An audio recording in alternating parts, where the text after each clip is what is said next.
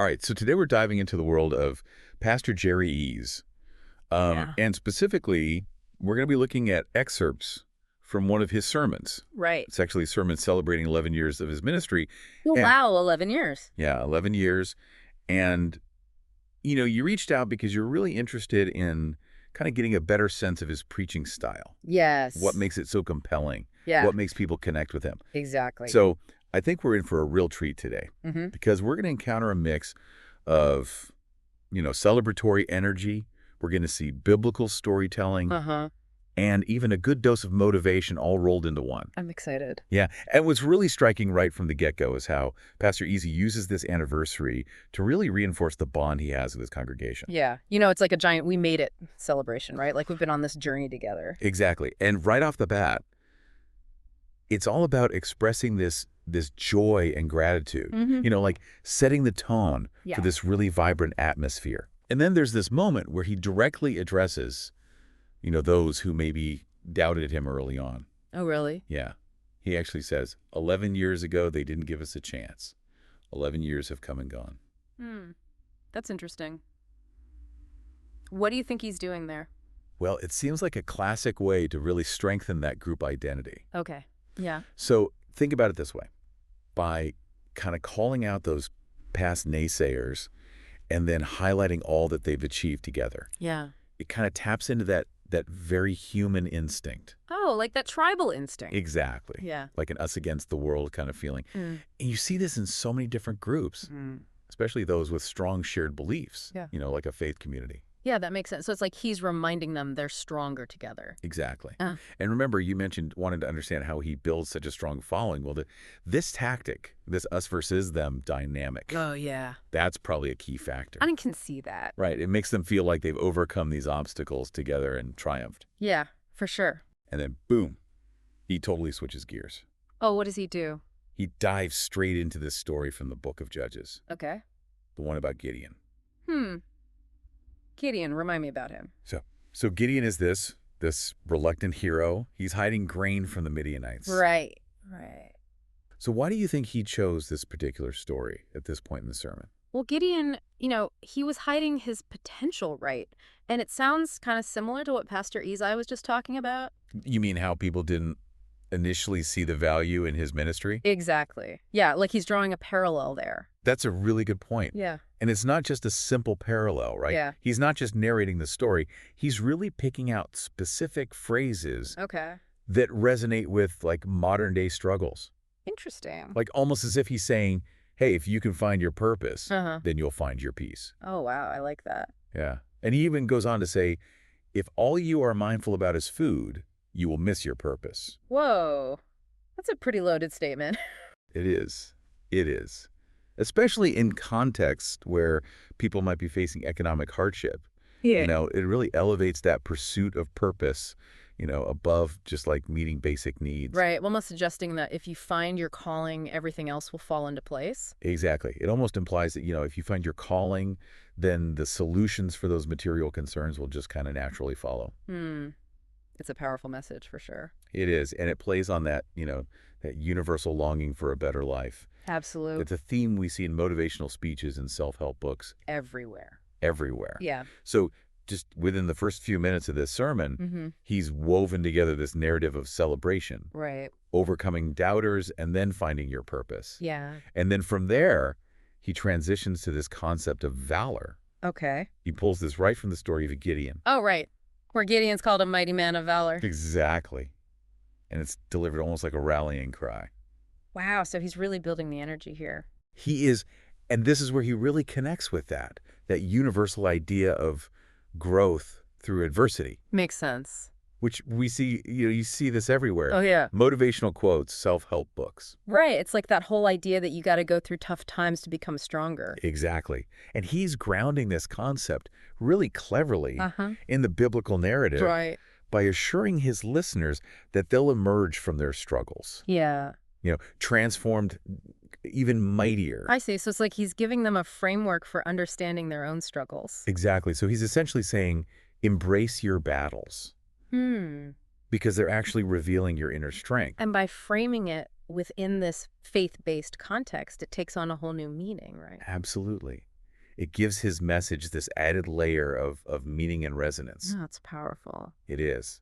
And it's almost like he's giving his listeners permission to view their struggles as these necessary stepping stones on their journey. Yeah. This reminds me of the concept of post-traumatic growth. Oh, interesting. This idea that, Yeah. we can actually find meaning and strength Right. in the aftermath of, difficult experiences. Yeah, like trauma can actually make you stronger in the long run. Exactly. Do you think there's a connection there? I think there's definitely a parallel there. Yeah. They both emphasize the transformative power of adversity, Yeah. but they come from different perspectives, right? Right. Pastor Eli frames it within this faith-based context, Right. whereas post-traumatic growth, that comes from a psychological perspective. Absolutely. Yeah. But they both acknowledge that, Yeah, we can emerge from these difficult times even stronger, for sure. more resilient. Yeah. And then he does something really interesting. What's that? He shifts from talking about Gideon Yeah. to his own life. Oh, okay. And he shares this anecdote about how even when he didn't understand it, Mm-hmm. God was actually speaking to him from his ending. That's a concept I've always struggled with. Speaking from the ending. What do you make of that? Well, it's like that idea of retrospective clarity, right? Right. Like looking back and seeing how everything fits together, Yeah. even the hard parts. Right. And I think that can be really appealing to anyone who's dealing with uncertainty, Oh, absolutely. especially if you believe in some kind of guiding force like God. Right. And by sharing his own personal experience, Yeah. Pastor Eze is basically reinforcing this idea of trusting in a larger plan, Right. even when things don't make sense in the moment. Exactly. And he doesn't stop there. What does he say? He goes on to tell his listeners to speak, act, behave, believe Wow. in alignment with their desired outcome. So it's about actually like shaping your own reality. Exactly. Aligning your actions, your words, even your thoughts Right. with the outcome you want. That's interesting. And this so beautifully ties back to that idea of valor. Yeah. It's not passive. It's this call to action. I love it. Right. So it's like declare your joy, face those battles head on, and become that mighty man of valor that you're meant to be. He's really good at weaving all these ideas together. He is. So we've seen how he uses celebration, Yeah. biblical narrative, even personal testimony Mm. to set the stage for his message. Right. But before we move on to the next part of this sermon, Okay. what's really stood out to you so far about his approach? Mm. And how do you think this might contribute to the appeal of his style, especially for someone like you who's so interested in understanding how it all works? Well, one thing that's really fascinating to me is how he so seamlessly weaves these different elements together. Yeah. He goes from this really personal story about God speaking from his ending, Uh-huh. and then, bam, he connects it right to the communion service Right? with this theme of, my joy is full. Yeah. It's like he's building a bridge between his own life and this really symbolic ritual. And it's not just symbolic, is it?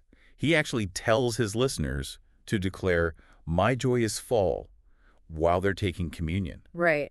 It's a very active approach to faith. It is very participatory. Yeah. It's not about passively waiting for grace or blessings or something like that. Right. He's encouraging them to actually claim their joy, declare it as their reality, even if they don't fully feel it yet. Right.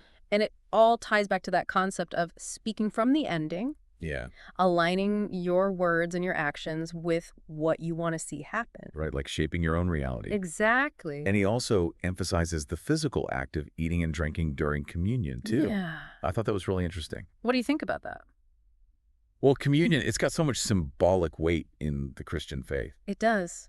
It represents the body and blood of Christ, Right. this really tangible connection with the divine. Yeah. So by focusing on the physical act of it, Yeah. the actual eating and drinking, he's bringing this abstract spiritual concept into the realm of the senses. It becomes a real experience. Yeah, a real embodied experience. Yeah. Not just symbolic anymore. Yeah. It's like he's saying, don't just think it, feel it, taste it, make it Yeah. real. Exactly. And we can't overlook the timing of this sermon, right? Yeah, why is that? This is all happening right before Christmas, Oh, right. which adds another layer to this message. So how does that play in? Well, Christmas is already a time of celebration, Yeah. of joy, of hope. Right.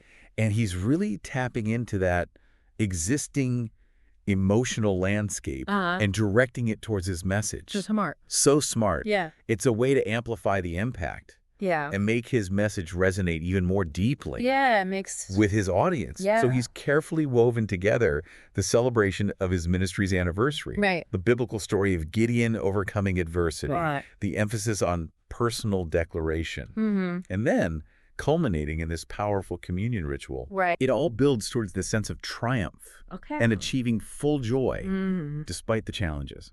Yeah, this kind of energetic, participatory preaching, it's not just unique to Pastor Eze. Right. It's actually a style that's gained a lot of traction recently. Oh, yeah. Especially in Pentecostal and charismatic circles. For our listener who might not be familiar with those terms, Sure. could you explain what distinguishes those preaching styles? So Pentecostal and charismatic churches, Yeah. they really emphasize a direct personal experience of the Holy Spirit. Okay. They believe in spiritual gifts like speaking in tongues, prophecy, Yeah. even divine healing. Wow.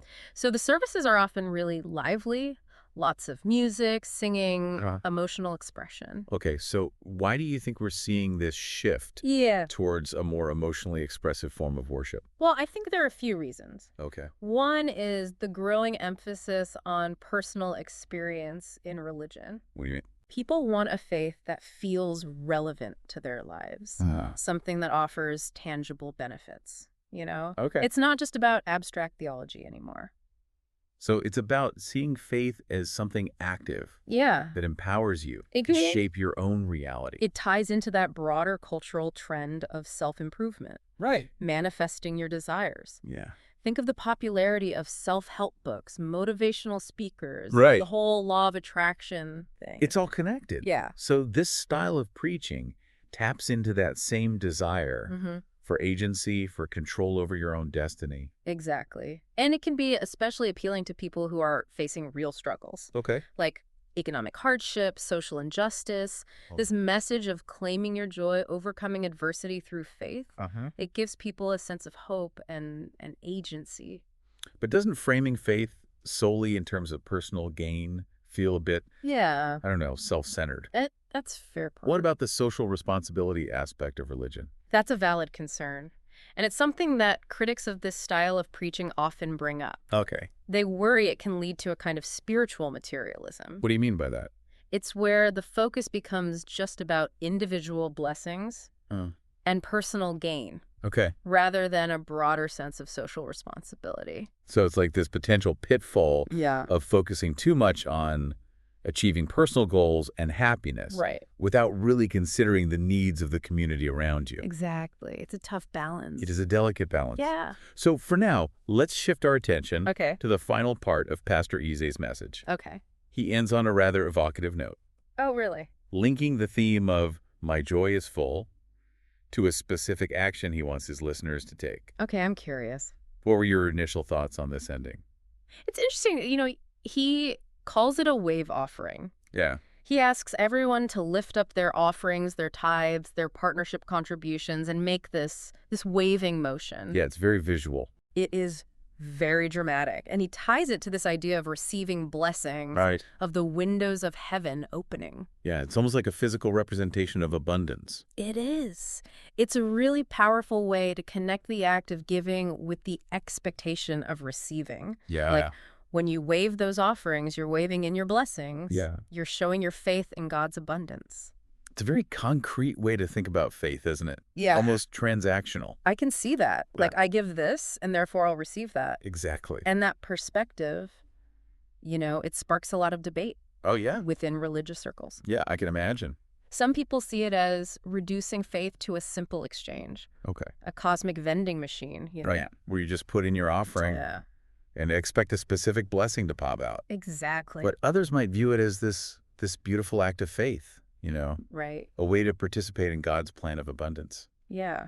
It's interesting how one action can have such different interpretations. It really is. Yeah. It highlights the complexity of religious belief. Yeah. And it shows how preachers like Pastor Eze, they navigate these different interpretations so skillfully. Right. They appeal to all these different beliefs and motivations within their audience. Yeah. You mentioned you were interested in his style and how he connects with people. I did. This is a great example of that. It is. He's tapped into something powerful. Yeah. this way of presenting faith that feels both deeply personal and motivating. It's about claiming your joy, facing your challenges, and shaping your reality through belief and action. And that final call to action, where he addresses his listeners as mighty men of valor. Right. It's such a strong reminder of that core message. It's woven throughout the whole sermon. Right. It's not about passively accepting fate. It's about actively shaping your destiny. So after exploring this celebratory atmosphere, right, the biblical interpretations, the personal declarations, the powerful communion ritual, and the call to give generously, what would you say are the biggest takeaways for someone who's trying to understand this preaching style? I think the key takeaway is how he blends these traditional elements of faith with a more modern, almost self-help approach. Yeah, that's a really good point. He uses biblical stories, rituals like communion, concepts of divine power, but he frames them in a way that emphasizes personal agency, empowerment, and achieving real tangible goals like joy and success. I see. It's about working with a higher power to create your own reality. And this style clearly resonates with a huge audience. It does. Because it reflects how people are engaging with faith today. Yeah. Right, this desire for a faith that feels relevant to their lives. Yes, a faith that empowers them. Exactly. It's about taking an active role, claiming those blessings, embracing the challenges, and ultimately becoming that mighty man of valor. So as we wrap up our deep dive today, think about how this idea of speaking from the ending resonates with you. Aligning your actions and your beliefs with your desired outcome. It's powerful stuff. Is it empowering? Yeah. Or does it raise questions for you about faith and free will? It definitely makes you think. It does. Food for thought as you go about your day. I like it. Maybe even as you declare your own joy and step into your own battles as a mighty man or woman of valor. Love it. That's it for this deep dive. Okay. We'll be back soon with another fascinating topic. Looking forward to it. Until then, keep exploring, keep questioning, and keep diving deep.